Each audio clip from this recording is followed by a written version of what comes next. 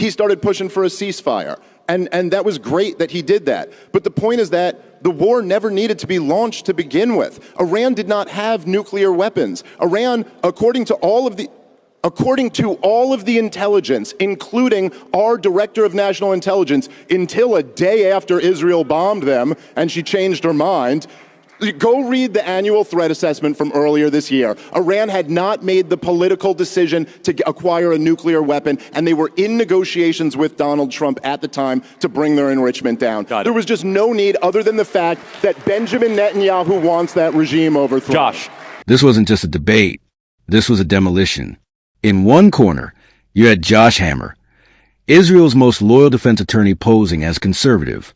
In the other, Dave Smith, comedian, libertarian, and the only man in that room willing to say what everyone else is afraid to even whisper, that the neocon stranglehold on U.S. foreign policy is dead, and it's about damn time. And while Charlie Kirk tried to play referee, what he really did was expose just how deep the pro-Israel bias runs in mainstream conservative circles. This video is a minute-by-minute breakdown of how Dave Smith absolutely obliterated the establishment narrative on Israel, war, and American sovereignty. If you're tired of watching debates where everyone quietly agrees to keep things polite, prepare for a reality check. This got real. Let's dive in. Well, thank you very much, and thank you guys for having me. As Charlie mentioned, I took a flight here, so I'm going on no sleep. So if Josh wins, it doesn't count. But I'm a stand-up comedian, and I'm also a libertarian. I'm really a follower of the greatest congressman who's ever lived, who is Dr. Ron Paul, who is turning 90 years old. Happy birthday to him. As far as, look, I would say I think that American foreign policy for my entire life has been insane, and like criminally insane. We've launched war after war. We've talked about peace through strength the whole time, but all we've gotten is permanent militarism and forever wars against countries that pose no threat to us. And a huge part of the reason why we've embarked on this is because the neoconservatives hijacked our foreign policy, and they were in power after 9/11. And the neoconservatives, as everybody who's followed it knows, were joined at the hip with the Likud party. That's just a fact. They all admit it in their own words. And you can go back and you can read the Clean Break memo. You can read the companion piece, Coping with Crumbling States. This was written by David Wormser and Richard Pearl.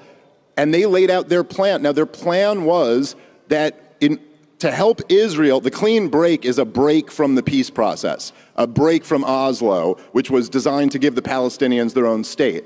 And these neoconservative geniuses decided that instead of the Israelis making peace with the Palestinians, they could just have the U.S. overthrow all of the surrounding governments that were giving Israel a hard time. And this is where four-star general Wesley Clark says that he saw the plans right after 9/11 to overthrow 7 countries in the next 5 years. And what was the last country on that list? It was Iran. About 10 days after 9/11, I went through the Pentagon and I saw Secretary Rumsfeld and Deputy Secretary Wolfowitz. I went downstairs just to say hello to some of the people on the joint staff who used to work for me. And one of the generals called me in. He said, "Sir, you got to come in. You got to come in and talk to me a second." I said, "Well, you're too busy." He said, No. He says, "We've made the decision. We're going to war with Iraq." This was on or about the 20th of September. I said, "We're going to war with Iraq. Why?" He said, "I don't know." He said, "I guess they don't know what else to do." So I said, "Well, did they find some information connecting Saddam to Al-Qaeda?" He said, No. He says, "There's nothing new that way. They just made the decision to go to war with Iraq." He said, "I guess it's like we don't know what to do about terrorists, but we've got a good military and we can take down governments." So I came back to see him a few weeks later, and by that time we were bombing in Afghanistan. I said, "Are we still going to war with Iraq?" And he said, "Oh, it's worse than that." He said, he reached over on his desk, he picked up a piece of paper, and he said, I just got this down from upstairs," meaning the Secretary of Defense's office today, and he said, "This is a memo that describes how we're going to take out 7 countries in 5 years, starting with Iraq and then Syria, Lebanon, Libya, Somalia, Sudan, and finishing off Iran." So go through the countries again. Well, starting with Iraq, then Syria and Lebanon, then Libya, then Somalia and Sudan, and then back to Iran. Okay? This is a big part of what the whole conflict is about. Now, the neoconservative has kind of become like a pejorative for war hawks these days, and don't get me wrong, I support that. Keep calling them neocons. But the actual neoconservatives, the self-identified neoconservatives, aren't really in power anymore. But Benjamin Netanyahu is still in power in Israel, and the Likud party is still pushing for this. Now, I want, very quickly, I'll try to not go too long here. Okay, they actually did focus group testing back in the 90s before the first Gulf War in Iraq. And you know, Americans weren't really moved by, we have to reinstall the king of Kuwait, but they were moved by the nuclear threat. Now, if you go read Coping with Crumbling States or the Clean Break memo, in the 90s when the neocons admitted they wanted to overthrow Saddam Hussein, they never said it was because he had nuclear weapons. They said he was a problem for Israel in the region. They only made up that lie after 9/11 because they knew that's what would sell you, or maybe not you, you're too young, but sell your moms and dads on going and fighting this war. And by the way, when they talked about wanting to overthrow Iran, it was the same thing. Never had nothing to do with a nuclear threat. That's just the thing they use now as the excuse. So yes, there is tremendous influence by Israel in our government. That doesn't mean I'm subscribing to some crazy conspiracy or telling you to hate Jewish people. I'm Jewish. I'm just saying they have influence. They've used it in a very negative way, and we should reject this insane foreign policy and embrace the foreign policy that Dr. Ron Paul advocated, which is the foreign policy of the founding fathers. Stay out of entangling alliances, stay out of unnecessary wars, be friends with the world, and trade with the world. That's the key to prosperity. Thank you, Dave. Right out the gate, Dave Smith drops a historical nuke. He doesn't just challenge neocon foreign policy. He connects the dots between Israel's Likud party and America's endless wars, citing actual memos like a clean break. Josh Hammer's jaw might still be on the floor, because this wasn't a fringe take, this was documented reality. Pay attention, neocons. You're being called out with receipts. Josh, opening statement, feel free to respond, and then we'll proceed as we go. So that was about 3.5, 4 minutes, so same amount of time. All right, so it's really great to be here. Thank you, Charlie, for having me. Thank you, Turning Point, for having me back. It's really wonderful to be at this amazing conference. You know, Dave joked that he didn't get any sleep last night. Today's actually also a fast day on the Jewish calendar. I'm not eating or even drinking water. So we're all on the same page here. We're all just totally screwed. So you can kind of get off the same starting place there. Look, there's a lot of substance to respond to. I'll just really briefly do that, and then we'll talk about what I actually want to talk about in my opening remarks. Dave mentioned this alleged coordination between the neoconservatives, which I presume he means Bush-era foreign policy, and the Likud party. I presume half of you probably don't even know what the Likud party is. It's referring to the Israeli right. It's very instructive, and Dave always conveniently neglects to inform the audience of this, that the actual leader of the Israeli right back in 2002, a man by the name of Ariel Sharon, vehemently opposed the Bush administration going into Iraq. So this whole notion that Israel is talking America into foreign wars is total nonsense. Actually, in 2011, when the Obama administration toppled Muammar Gaddafi in Libya, it's actually well known that Libya actually sent secret diplomatic envoys to Israel, trying to tell them to then talk to the United States and France to talk NATO off of that attack there. So this whole narrative is totally backwards there. But I want to kind of dumb things down a little bit here. I see a lot of people wearing 47 hats. I voted for President Trump multiple times. I love our president. You guys love our president, right? You love President Trump? Okay. This is Turning Point freaking USA. Charlie, God bless you. You have built the largest MAGA grassroots army in the country. Seriously, my friend, you deserve this. You all are card-carrying members of it. We here are part of that. The good news is that while no one should be afraid of debate, and this debate is a nice thing here, the MAGA movement is actually quite unified. Believe it or not, all the talk to the contrary when it comes to these issues. An overwhelming majority of self-identified MAGA Republicans support close U.S.-Israel relations. According to a CBS News poll, moreover, after the recent Operation Midnight Hammer B-2 bombers in Iran, 94% of self-identified MAGA Republicans supported President Trump's dropping those B-2 bombs on Fort Natanz and the other Iranian facilities there. This is a wildly popular policy there. What did Dave Smith say about this? He re-upped his now years-long crusade to call for Donald Trump's impeachment. Y'all probably don't know that about Dave Smith, do you? He's now called for Donald Trump to be impeached multiple times. But Dave, look, I mean, I don't like when people misquote me either. You probably don't like when people misquote you. So I actually have a little bit of a highlight reel here of Dave Smith's tweets over the years. Dave Smith, March 19th, 2024. Donald Trump is responsible for around 500,000 deaths in Yemen, and between the weapons to Ukraine and the Abraham Accords Jerusalem embassy, he is at least partially responsible for the two worst humanitarian crises in the world. He's a war criminal who should spend his life in prison. He is calling Donald Trump a war criminal who should spend his life in prison. You should be livid at that. I am livid at that as a Trump supporter. Donald Trump, Dave Smith, June 16, 2025. Trump allegedly had full prior knowledge of Israel's attacks and gave it his blessing while pretending to be negotiating with the Iranians as a cover. If this is true, Trump is the most impotent bitch of a leader imaginable. He's calling our president, the greatest president in my lifetime, an impotent bitch. Are you kidding me? June 21st, 2025, Donald Trump has now launched an illegal war of aggression against Iran. The risk of an absolute catastrophe is very high and the benefits are non-existent. Dave Smith, June 21st. Dead wrong. This notion that World War III would start, not a single American casualty. We should be celebrating that. Donald Trump fulfilled multiple campaign promises. The escalator speech in 2015 at Trump Tower, he literally said, I'm not going to let Iran get a nuclear weapon. And guess what? He said, I oppose a neoconservative foreign policy. He did both of those things with Iran. He deprived the Iranian regime of nuclear weapon while not losing a single American sailor, soldier, or Marine while depriving them of nuclear weapons. And finally, Charlie, I'll end on this. Dave Smith, July 8th, 2025. In the last month, Donald Trump has launched a war of aggression on behalf of a foreign government, exploded the debt, announced that he's continuing the Biden policy of arming Ukraine, and covered up a giant child rape operation. So according to my interlocutor, Donald Trump is not just engaging in wars on behalf of a foreign government, he is also covering up the world's giant pedophilic child sex trafficking ring, allegedly, I presume, on behalf of a foreign government as well. So I'm disgusted, frankly, that this man is on stage, but I'll end it at that. Okay. Classic deflection. When you can't take down a man's argument, you go after the man. Josh Hammer turns his opening into a Twitter tantrum rant, reading Dave Smith's tweets like they're courtroom evidence. It's desperate. The message is clear. Truth hurts more than any tweet ever could. And when the debate gets too real, the regime's tactic is always the same. Discredit, distract, deflect. Well, got it. So,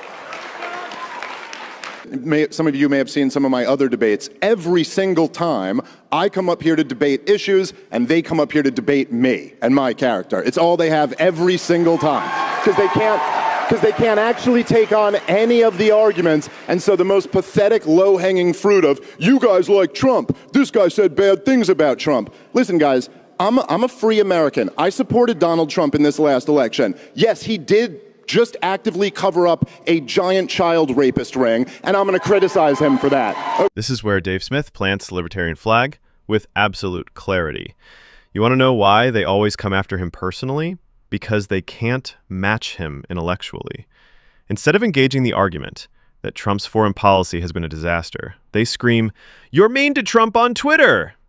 It's pathetic. And Dave handles it like a pro.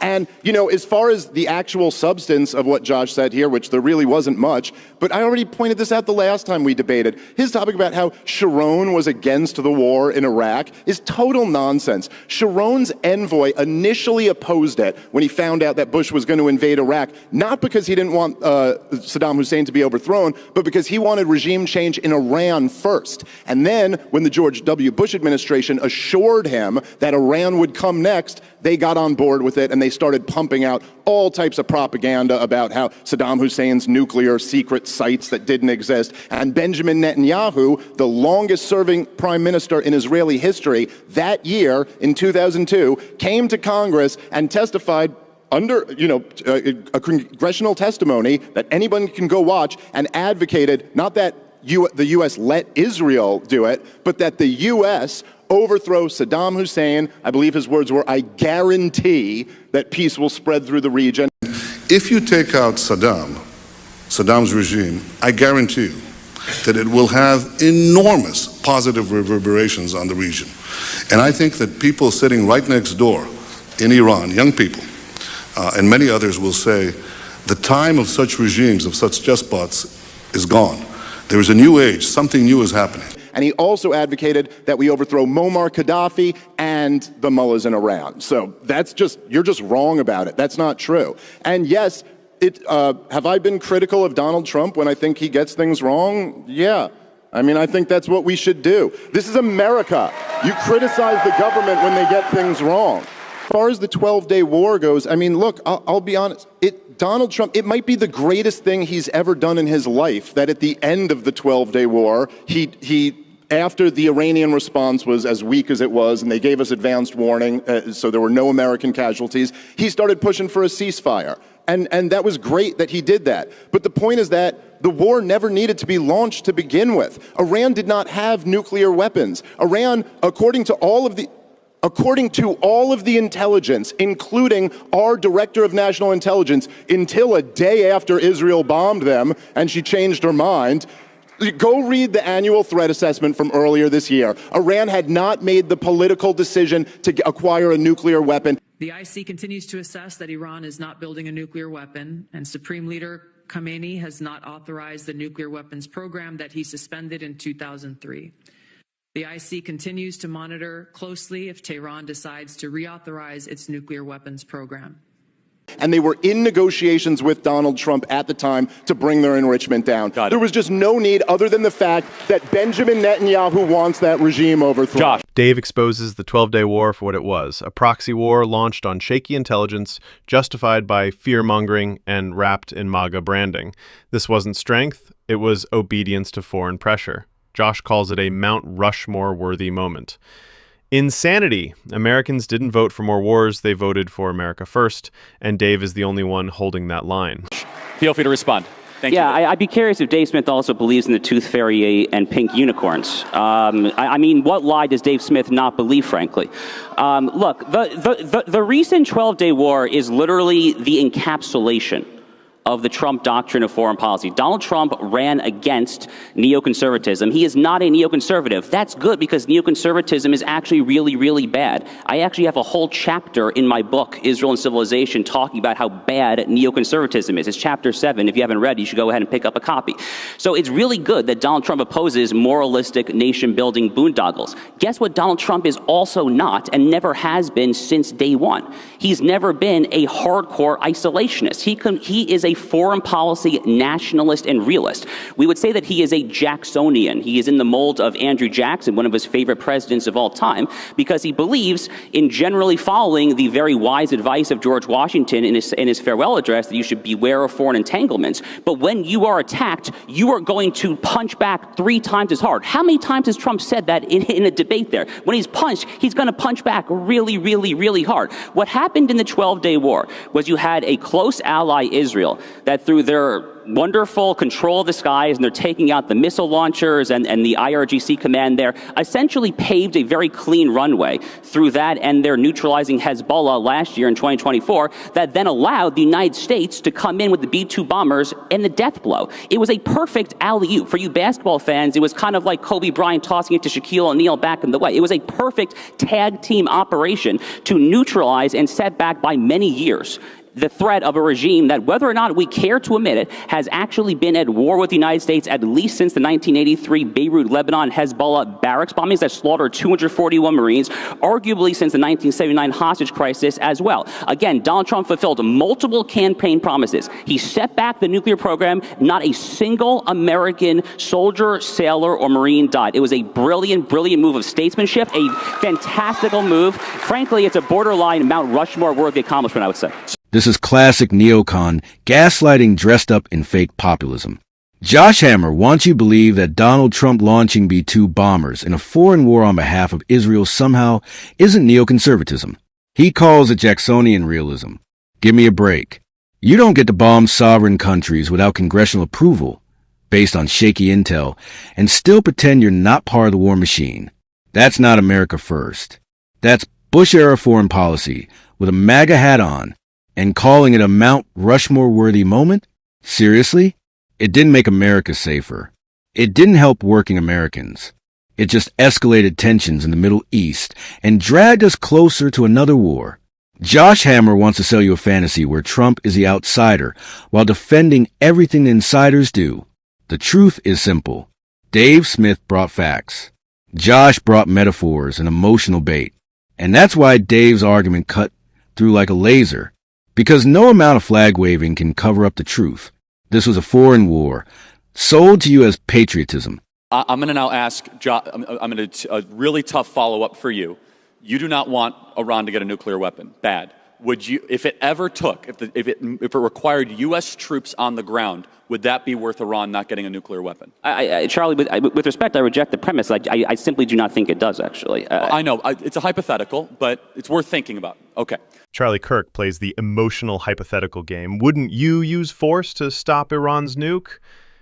Dave's response is surgical. We had no proof Iran was building one. The intelligence said otherwise. What we had was a media and political machine salivating for regime change. Dave didn't just say no. He said, look at the facts, not the fear. Dave, I got to ask you tough questions now. From your perspective, because I just asked the tough one to Josh, are you okay, or do you think we should do anything to prevent Iran from getting a nuclear bomb? Anything, sure. Yeah, there's lots of things I think we should do. Is military action ever justified?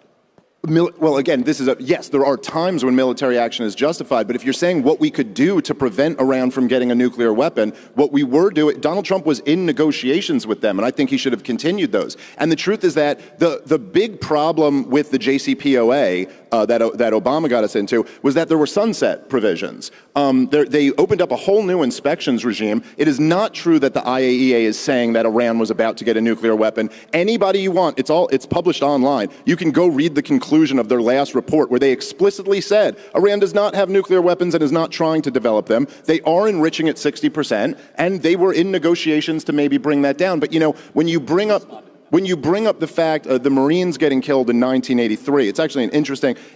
Ronald Reagan, who was president at the time, he wrote about this in his memoir. Now, if you know what Ronald Reagan did, was he pulled out after that. He turned tail and run. And he said in his memoir, he said, I underestimated the irrationality of Middle Eastern politics, and we never should have gotten involved in that. Now, if you want to say that Iran backed them, okay, couple years after that, Charlie, there was a scandal in the Reagan administration. It was the something Contra, Iran-Contra. That's right. Ronald Reagan was selling weapons to the Iranians a couple years after this happened. So to come back now 40 plus years later and use that as the excuse why we got to go to war with Iran. I mean, just think about how crazy this is. And the stuff he said about the roadside bombs in Iraq is just not true. It's been debunked. It's more war propaganda that's been debunked. I highly recommend anyone can read the book Enough Have Already. Have you spoken to a Josh? 1 second. I highly recommend people read the book Enough Already. It is the best book that's been written about the terror wars by Scott Horton. He has all the footnotes in there. You can go through it yourself. It's completely debunked. Those roadside bombs were built by Shiites in Iraq. Now, some of them did have relationships with Iran, but the majority of Iraq is Shiite. So yes, we invaded the next door country and we got into some fights with the Shiite groups there. But to say that's a reason why we now have to invade Iran or we have to bomb them or something, it just doesn't make any sense. Dave Smith just pulled out the receipts and lit Josh Hammer's entire narrative on fire. He didn't just say the Iran nuclear threat was overblown. He showed you the IAEA's own report saying Iran wasn't building a bomb. He didn't just say Trump's war was unnecessary. He pointed out Trump was literally in negotiations with Iran before the bombs dropped. And when Josh and Charlie tried to drag up 1983 to justify a war in 2025, Dave crushed it with history. Reagan's own memoir admits the U.S. never should have been involved. And guess what? 2 years after the Beirut bombing, Reagan was selling weapons to Iran. So let's stop pretending this is about justice or deterrence. This is about empire. Dave Smith isn't just exposing bad policy. He's exposing the bipartisan addiction to permanent war. And Josh Hammer? All he has left is recycled fear porn and Fox News talking points. One or two really quick, Chris, follow-ups, Sure. and then we'll do this. Both sides need to get under good cross-examination. Do you think it would be bad if Iran got a nuclear bomb? Yes, I think it's good. bad. I think it's bad. And I think we can all agree on that. That is a moral agreement. I don't think anybody should be allowed to have nuclear weapons secretly. Right. And so, how about that? I will ask Josh about that, because that's a not-so-subtle dig at Israel. However, Wait, hold on. Are you suggesting that Israel has nuclear weapons? I don't know, actually. They probably do. Yeah, you do. I don't know the intelligence. I'm not that of DNI, but I mean, they probably do. Charlie tries to corner Dave with a classic setup. Do you think Iran having a nuclear weapon would be bad? And Dave says, sure it would. But then he hits back with the real bombshell. I don't think anybody should be allowed to have nuclear weapons secretly. That one sentence nukes the entire premise. Because let's be honest, everyone knows Israel has nuclear weapons, but we all pretend not to. Meanwhile, Iran gets bombed over a program the IA says isn't even developing a weapon. That's not national security. That's a double standard enforced by fear and silence. And Dave shattered it with one simple, undeniable truth. But let me ask you, Dave, now another question. What is your now, let's just say, criticism? No U.S. troops were killed. It required no U.S. troops on the ground. There was no war. It lasted 12 days. Fordo was pretty eliminated. I mean, even the Iranians say it. So looking at it now, 12 days later, what is your problem with what seems to be a masterclass in 12 days, in, out, no problem, no U.S. troops, and we've kind of moved on? What would your problem with that be? You know, I think, and I do think there's something really sick and poisoning about this, is that our country has become so addicted to war that if we launch a war and you go, well, hey, it wasn't a complete catastrophe. I mean, 1 million people didn't die in this one like in Iraq, or hundreds of thousands didn't die in this one like in Afghanistan or Libya or Syria. It's like, okay, look, people died in this war, okay? There were both Iranian civilians and Israeli civilians who died in this war. It was a terrible thing for them and their families. This was a catastrophe. And my point is that the war never needed to be launched to begin with. But there's no reason why we even have to be enemies with Iran. They oppose no, this is a third world country in the Middle East that does not have nuclear weapons, does not have intercontinental ballistic missiles, does not have an air force capable of hitting us with anything. This is Israel's problem. We don't need to be involved in this. Sorry, we got our own issues here. And look, again, I'll give Donald Trump credit that, okay, it didn't turn into a catastrophe. He took the off-ramp when he had the chance. But look, a lot of that was out of Donald Trump's control. The risk of this war, like a lot of people love to, like Josh likes to read my tweets when I was saying this could turn into a catastrophe. Because you were dead wrong and you look stupid. Oh. Josh. Guys, okay. don't say... Hold on. No. Let's de-escalate the stupid stuff. Actually, what Josh is saying is the lowest IQ argument that anyone can make. I was warning that there's a risk of a catastrophe, and he's saying you're stupid because there wasn't a catastrophe. This is on the level of playing Russian roulette, and if the bullet doesn't go off, you go, see, dummy, you were warning that could go bad. That doesn't prove anything. Listen, for all you guys, you talking about how big and bad the Iranians are and what a scary threat they are, what if they hadn't given us advance notice? What if Iran was actually as suicidal as people like Josh pretend they are? And what if their response had killed a few hundred Americans in the region, which by all military assessments, they are capable of doing? What would Donald Trump have had to do then, Charlie? What would he have done? I'm the moderator. No. Okay, sorry. Like, come on, Dave. It was a rhetorical question. I know, but both sides are getting tough questions here. The point is, Donald Trump would have had to respond even harder. How many would have, could haves are we going to have here? This is not living in reality. Let's give Josh a chance to respond. Yes, but first, Josh, it didn't happen. It's a counterfactual. 1 second. If you hadn't have had breakfast this morning, when people talk over each other, they don't like listening to that. So that's why I'm here. This is the moment Dave Smith takes the gloves off. Charlie tries to spin a reckless foreign bombing campaign as a masterclass just because no Americans died. But Dave calls it what it is. The mindset of an empire addicted to war. Just because fewer people died than in Iraq or Afghanistan doesn't make it noble. People still died. Innocent people. And Dave's point is devastating. The war never needed to happen in the first place. Iran isn't a threat to us. No nukes, no ICBMs, no Air Force that can touch America. This was Israel's fight, and we jumped in anyway. Then Josh tries the dumbest argument in the book. You said this would be a disaster, but it wasn't. So you were wrong. And Dave nukes on the spot. That's like playing Russian roulette and mocking the guy who warned you because the gun didn't go off. It doesn't make you smart. It makes you lucky. This wasn't strategy. It was blind escalation with a foreign regime that could have turned deadly. and Dave Smith was the only one on that stage honest enough to say it.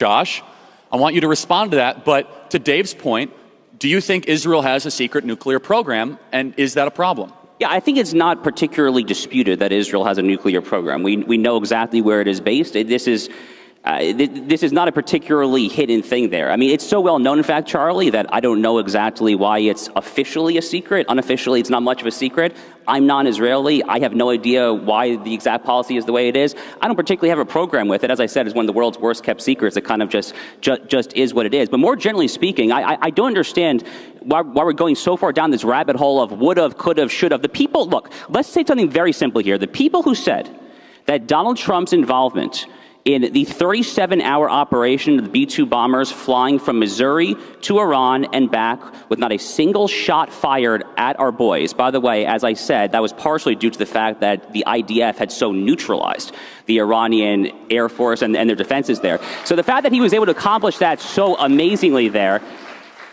we should have seen that coming, because it was actually pretty easily foreseeable. And the people who did not see that coming are the people who have lost credibility to comment, frankly, on these affairs. People who warned about thousands and thousands and thousands of dead American lives, who said that China and Russia would swoop in and that this would be World War III. Well, you know what? God bless you all, because you apparently survived World War III. It was the shortest World War III of all of our lifetimes. I didn't say any of that. So what are you... Dave, I restrained Josh. Josh, keep going. Again, this is the Donald Trump foreign policy doctrine in action. It is quick surgical strikes. Roger Stone was talking about it earlier. It's exactly right. He is not a neocon. Neoconservatism, bad. Isolationism, also naive and stupid. Donald Trump agrees with both those things. The nationalist, realist, MAGA, America First approach to foreign policy is to have strong nationalist allies that are generally capable of securing and patrolling their own regions in a way that redounds not merely to the allies' national interests, but also to the American national interest. That is exactly what Israel has been doing for 40, 50 years, as they have taken out Islamists and Sharia supremacist thugs in Gaza, in Yemen, Hezbollah. I mentioned Fuad Shakur, the Hezbollah jihadi who killed 241 Marines in Beirut, Lebanon, in 1983. There's a million examples there. That is the definition of an America First ally, and what just happened in the 12-day war is an encapsulation of the America First Trump doctrine, that in this case, this tag team between the U.S. and Israel against the mutual threat of Iran in action. While Josh and Charlie talk about Hezbollah and Hamas, Dave Smith slams the real elephant in the room: the U.S. deep state. The same intel agencies that tried to kneecap Trump and manufacture consent for every war since Vietnam. Dave isn't distracted by foreign boogeymen. He names the enemy inside the house. Okay, so I want to now move, because it's important, but it's connected. So I think we have on full display a difference of opinion on the 12-day war. Now let's go to the next one. It's inferred in both of these points, but you only get to answer it as yes or no one at a time. Is Israel an ally of the United States? Yes, of course. No. Okay, so now we have disagreement. We're going to now figure that out. And then I want to, then indicated in that is Israel influencing American politics? So I'm going to start with Josh, and then we'll go back to Dave. You say Israel is an ally. Spend a minute on that, and then address how some people have concerns that Israel is influencing the U.S. government, and then I'll allow Dave to have some time. Josh. All right, there's multiple reasons why Israel is an ally. First and foremost, I think most people in this room are believers of some stripe, right? I am Jewish. Most of you are probably Christians, and God bless you for that. If you have any attachment whatsoever to the holy sites, if you have any attachment whatsoever to this narrow strip of land between the river and the sea, as the Hamas propagandists call it, then you're going to have some reason to care about this particular sliver of land. That's point number one. Let's just kind of get it out there, especially if you understand that we in Western civilization are fundamentally at war with barbarism being best represented by the Islamists and Sharia supremacists. When you understand that Western civilization really just is the Bible, there is a special calling to have an ally with a certain part of the Middle East. That's point one. Point two is just the Islamist deterrent point, Charlie, which is that America has faced jihadism time and time again, going back for 40, 50 years. 9/11, obviously the most tragic example. We just saw it again on the streets of Bourbon Street in New New Orleans on January 1st just a few months ago there. If you care about deterring Islamism from conquering Western civilization, a point that you have very astutely been talking about a lot recently on your TV hits and on social media, a very, very important point. If you care about defending Western civilization from the barbarians, you absolutely have to place a special premium on this particular relationship. And then third is that if you actually care as I do, paradoxically, I actually care a lot about China. In fact, I think that America's by far #1 biggest threat this century is China. If you care about effectuating this broader pivot to the Indo-Pacific, as American foreign policy people have been talking about for 20, 30 years now, you have to have some way of stabilizing the Middle East. The way to do that is not to just adopt the stupid and asinine Barack Obama foreign policy of appeasing America's enemies. And the way to do that is to embolden your allies. Again, that is the Trump doctrine. So we didn't get to the second part of the question. So do you want to just start on the ally, and then we'll do... Yeah. You can incorporate both, Dave. He had 2 answers in a row, so take 3 to 4 minutes. Well, look, this idea that the great battle of our time is us versus the Islamists, us versus these barbarians, that's really the problem here in the United States of America. Lebanon, that's what you got to worry about. Listen, I think everyone here, all you guys should know this at this point. Our problem in America is the deep state of the United States of America, okay? They're the ones who framed Donald Trump for treason. His own intelligence agencies framed the sitting U.S. president. And you know what that deep state wants, by the way? Permanent war. That's what they always want. That's how they and their friends make their money. And so all of this talk is just so ridiculous, man. I mean, this talk about how, if you care about the holy sites in Israel, okay, sure. Obviously, Christians and Jews and Muslims have a connection to that land. But that doesn't mean we have to bomb Iran for Israel. Who's saying that? That doesn't... Well, we just bombed Iran. That was the first topic. Okay.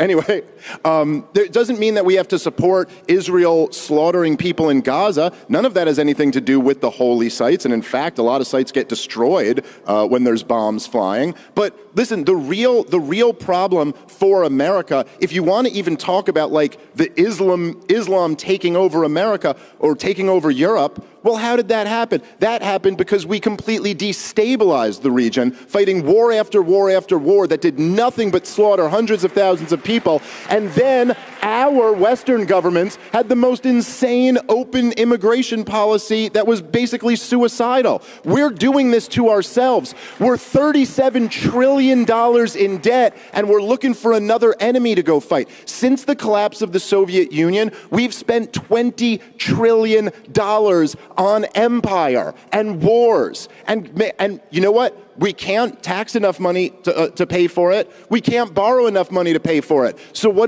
do? We print the money. And now you guys are coming out into the world and you're wondering why you're 6 figures in debt from college and you're getting a job at DoorDash and the average house goes for $800,000 because we've destroyed the currency chasing these monsters that were never any threat to our country.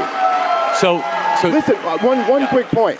Adolf Hitler and the Nazis couldn't bring down America. Joseph Stalin and the commies couldn't bring down America. The British Empire couldn't bring down America. But you think the Hezbollah in Lebanon are a threat to us? They're a problem for Israel to deal with. We got our own Say that to the families of the Beirut barracks bombing in 1983. Seriously, say that. Dave Smith didn't just dismantle their argument here. He exposed the entire game. While Josh and Charlie want you to believe that Hezbollah is the biggest threat to America, Dave reminds the audience who the real enemy is. The permanent war machine right here at home. It's not Islamists hiding in Lebanon that destroyed your economy. It's Washington's deep state, launching wars we can't win, with money we don't have, for reasons that serve no one except the defense contractors and their lobbyists. And Dave drops the hammer. Hitler couldn't bring down America. Stalin couldn't. The British Empire couldn't. But we're supposed to believe Hezbollah is the existential threat? Give me a break. The truth is we destabilized the Middle East. We opened the borders. We printed trillions to fund forever wars. And now we're shocked the country's collapsing. That's not Iran's fault. That's ours. And Dave Smith was the only one with the courage to say it out loud to their faces.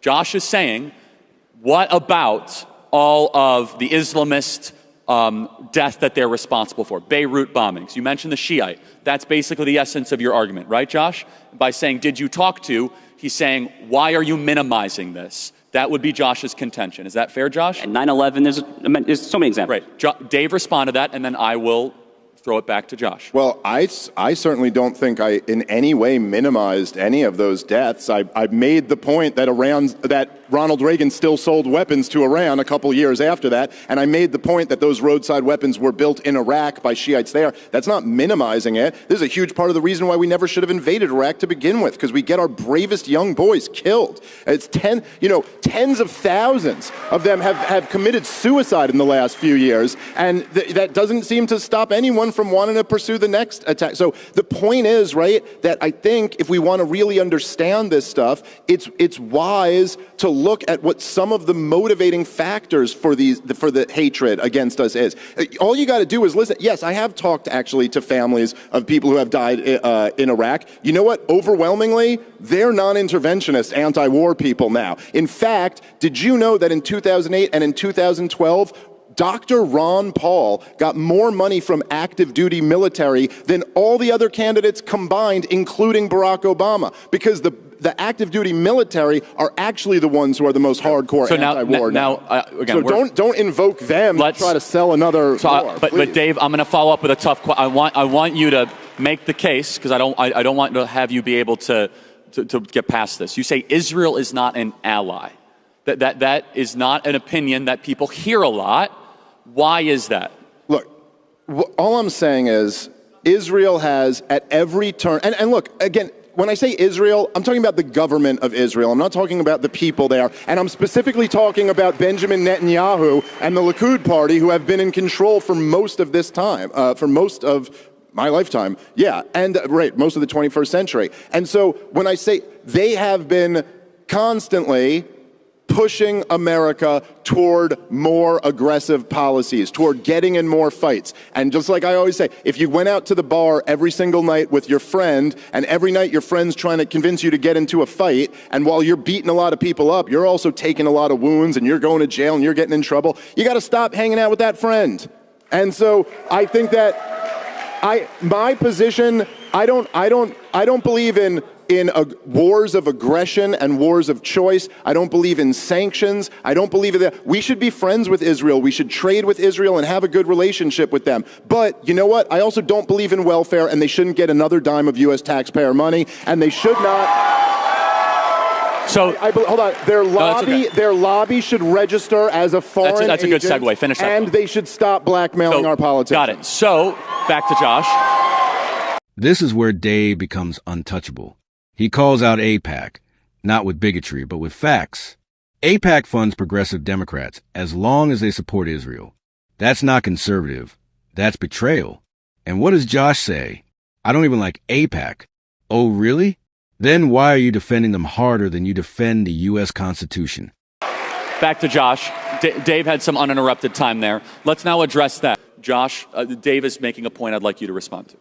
Okay, so first of all, I'm not a fan of AIPAC. I donated once to AIPAC, $54 like a decade ago, and I basically got swindled into doing it. So I'm not a fan of AIPAC. But AIPAC is not this nefarious boogeyman that Dave Smith and people make it out to be. It stands for America-Israel Political Action Committee. It is a group of Americans who place a premium on the U.S.-Israel relationship the same way that the NRA is a group of Americans who place a premium on the Second Amendment. I do too. I'm a concealed carry kind of guy myself.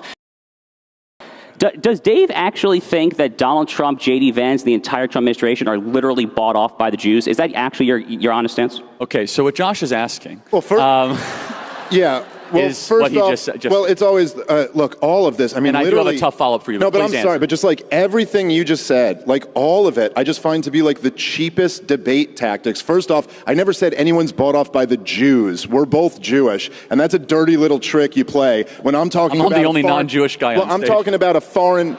Yeah, I'm talking about a foreign government, and then you kind of imply. And no, again, this is all just straw men. It's this whole thing of like Dave saying AIPAC is this big bad monster that controls everything. You just said foreign agents. Hold on. Therefore, if I have one data point of where a policy that AIPAC didn't want gets through, that disproves the whole narrative. And then this distraction with talking about the Armenian lobby or this other, it's like, yeah, well, if we were having a discussion about that, maybe that would come up. But we're talking about this. And to compare AIPAC to the NRA, who, by the way, are kind of sellouts and don't go nearly far enough. But, I agree with that. like, I'm a hardcore gun rights guy. We got more agreement. Yeah. We love our guns, Yeah. don't we, everybody?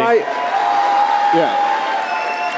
No, you know the NRA guys who always go, the key is to enforce existing gun laws. No, the key is to repeal every last one of the existing gun.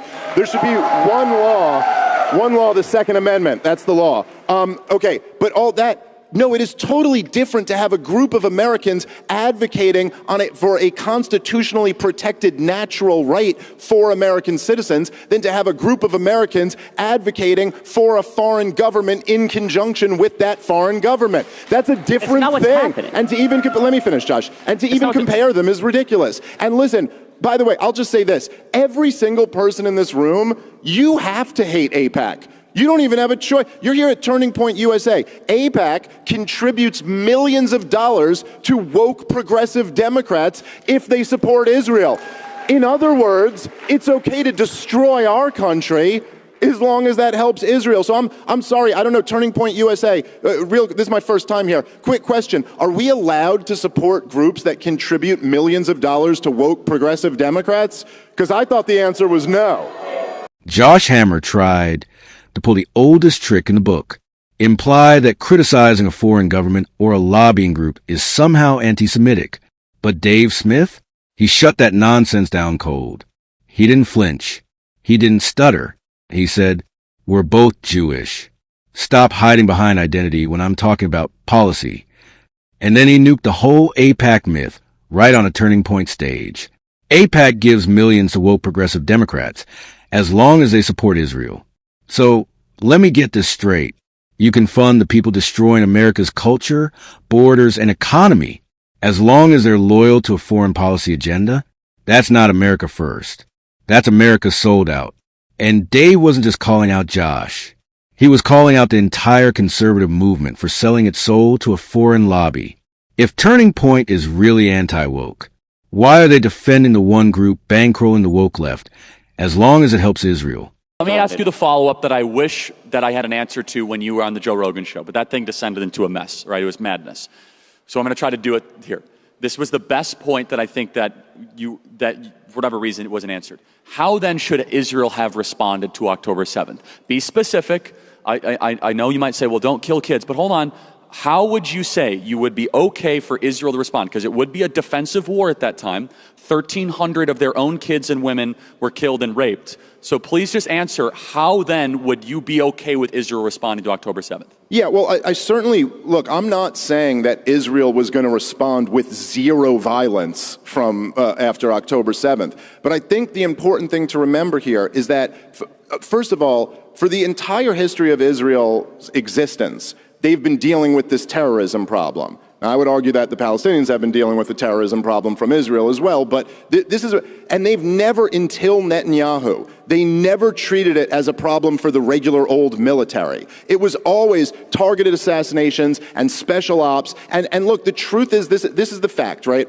When you have been occupying a group of people since 1967, Israel has completely controlled Gaza. They withdrew 20 years ago. Yes, okay, and if you want to go back and look at this, you can read Sharon's top advisor, in his own words, said the disengagement was to put the... We're running out of time. I know, but... Okay, all right. Okay. I won't be able to go through all of this, but it's not true. Israel continued to occupy the whole time. And when people broke out of... They literally dug out their own cemeteries. No, keep going, Dave.